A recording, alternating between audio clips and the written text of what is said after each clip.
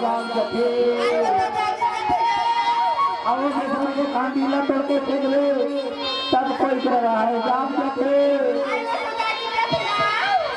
अब तो ये तन कुछ कुछ तुरी मन डोकरा डोकरा सुन मां भाग जाथे